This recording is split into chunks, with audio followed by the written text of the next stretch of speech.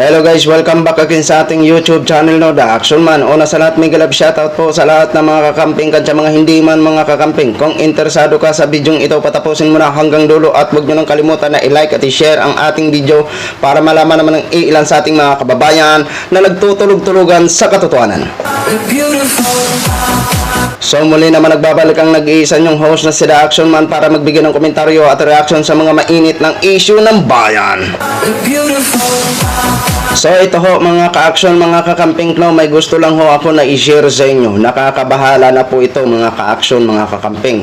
Ito po, no, ito si Representative Erwin Tulfo ho mga ka-action, nananawagan na madaliin ang nasabing investigation dyan sa Kamara, dyan sa reclamation sa dambuhalang proyekto na yan sa reclamation na dyan sa Manila Bay mga ka-action, na kung saan ang iilan nga ng mga kalugaran na dati hindi siya binabaha, ngayon binabaha na nga po dahil sa nasabing reclamation area na yan na napakalaki ho mga ka-action. At syempre matapos nga po na pag-alaman na Chinese ang nasabing company, na pag-alaman din ni Representative Erwin Tulfo na ang nasabing company ay iisa lamang at siya rin ang responsable sa nasabing pagpapatayo ng mga outpost doon sa West Philippine Sea. At ito nga po mga ka-action, may mga Chinese nga ho sa nasabing ginagawang reclamation na yan, ay halos mga Chinese po mga ka-action, at minsan may nahuhuli po dyan na walang sapat na dokumento. Ang tanong, bakit basta-basta na lang nakakapasok ang mga Chinese na wala silang mga permit o mga sapat na papilis or mga dokumento nila na dala nila mga ka-action? Yun ang pinakamalaking tanong ho natin. Ito po, pakinggan ho natin itong report mga ka-action, mga kakamping. Nanawagan si House Deputy Majority Leader at ACT-CIS Party List Representative Erwin Tulfo na pabilisin ng Kongreso ang investigasyon sa reclamation project sa Manila Bay.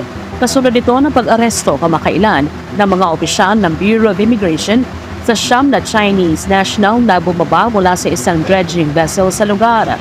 Maalaalang nag-file si Congressman Tulfo ng isang resolusyon noong Agosto 2023 na humihiling ng pagdinig ng Kamara ukol sa reclamation sa Manila Bay dahil sa mga banta sa pambansang seguridad, matapos malaman na lahat ng manggagawa sa proyektong ito ay pawang Chinese nationals. Nais malaman ng kongresista kung ano ang pakay ng mga naturang Chinese national para gumana sila sa Maynila, gayong walaan niya silang mga visa.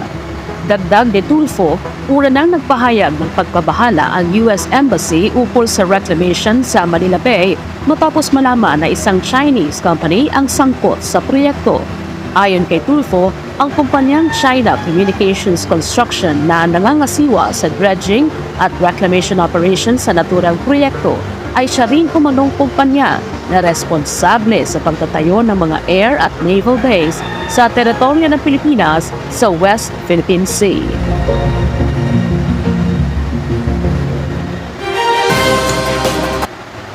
Ayun mga ka-action, mga kakamping. Ayan ha, malaking problema ho talaga ito ng gobyerno natin. Hindi naman ipagkailaho natin na kahit saan sa sulok ng Pilipinas is mayroon na po itong Chinese, di ba? Mayroon na pong Chinese. Alam nyo kung bakit paborito ng Chinese ang Pilipinas? Dahil demokrasya country ho, di ba? Malaya ho sila dito.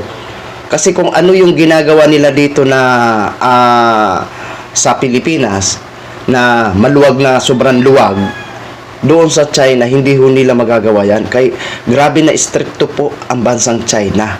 Kaya ang ibang mga Chinese natutuwa dito sa Pilipinas at gugustuhin na lang na dito sila manirahan. Pero ang problema, mabilis sila makapasok dito na hindi agad na-trace mga ka-action, mga kakamping. At ang problema, kaya tayo inaabuso ng mga Chinese na ito, kasi kapag mahuli sila na kulang ang kanilang dokumento o wala silang visa, ang ginagawa ho nila, i-deport lang naman ng gobyerno natin, di ba? Napaka-easy lang, deport lang. Wala man lang sabi na ikulong sila ng 1 month, 2 months, di ba? Mga ka-action, mga kakamping. O, sa tingin nyo kaya, di kaya yan ang isa sa mga dahilan na kaya hindi sila nadadala na pumunta dito sa Pilipinas kahit wala silang visa o wala silang mga dokumento na sapat na dokumento? Kasi deport lang, 'di ba? Papauwiin lang naman sila eh. Hindi naman sila ikukulong, 'di ba? Oh, yun po yung isa sa mga nakita ko kung bakit abusado na itong mga Chinese na pumupunta dito at walang takot dahil i-deport lang naman ang parusa, 'di ba? At dito nga po, no, ang reclamation na yan mga ka-action sa mga lugar na mga dati na hindi binabaha, ngayon umiinda na ho sila, 'di ba? Sumisigaw na ho sila. Kasi binabaha na sila, particular nga ho sa Bulacan. Umaabot nga minsan siguro ito sa Pampanga, 'di ba? Dito nga ho sa area namin binabahan na rin, 'di ba? Dahil lang sa reclamation na 'yan. Oh. Maganda ang proyekto sa maganda, pero maraming napipirwisyo. 'Di ba?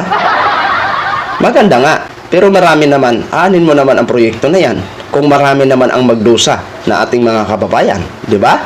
Oh. At isa pa, bakit mga Chinese diyan ang nangangasiwa o nagtatrabaho, 'di ba? O yun po yung isa sa mga katanungan ho natin, 'di ba? At maganda po itong naungkat ito ni Erwin Tulfo. Kasi yung kanyang resolution nung August 2023 pa yan pinasa, sobrang tagal na. 'Di ba? Ito din po ang isa sa mga problema sa ating mga nag-iimbestiga. Napakabagal po. Napakabagal, 'di ba? Yun po yung isa din sa nakikita natin dito sa ating gobyerno.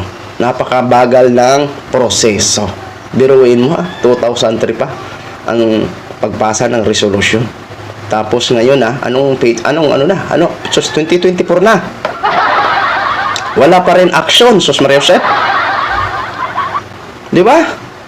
Oh, 2 dekada na yatang nakaraan. 'Di ba? Yan ang isa sa mga sana naman dito sa current administration ni Mr. President Bongbong Marcos. Manduan niya naman yung mga investigador department natin kagaya ng Kongreso or Senado na bilisan nyo naman nang sa ganun may mapapanagot o malaman natin kung may mapapanagot o wala ba. 'Di ba? Yan lang naman ang hinihintay natin na sana mabilisang action kasi siya ang commanding in chief 'di ba? Oh, masusunod siya, presidente siya, 'di ba? Oh, sana mabigyan agad ng action 'yan o ang panawagan ni Erwin Tulfo kasi nakakabahala pa po 'yan 'di ba? Oh, biruin mo. Iisang company lang pala yung tumatrabaho sa West Philippines at dito sa reclamation, anong ibig sabihin nito? 'Di ba? Di para na tayo talagang pinagtatawanan lang ng Chinese. 'Di ba? Oh, kayo mga ka-action. Anong mga side comment nyo dyan? Oh, huwag niyong kalimutan na mag-comment kayo ko. Bahala na kayo kung anong magiging opinion nyo dyan sa nasabing balita. Okay? So, share ko lang ho mga ka-action. Maraming salamat po sa ating mga viewers, Luzon, Visayas at Mindanao all over the world. Ako po, ang inyong lingkod, si The Action Man. Have a good day, everyone. Beautiful.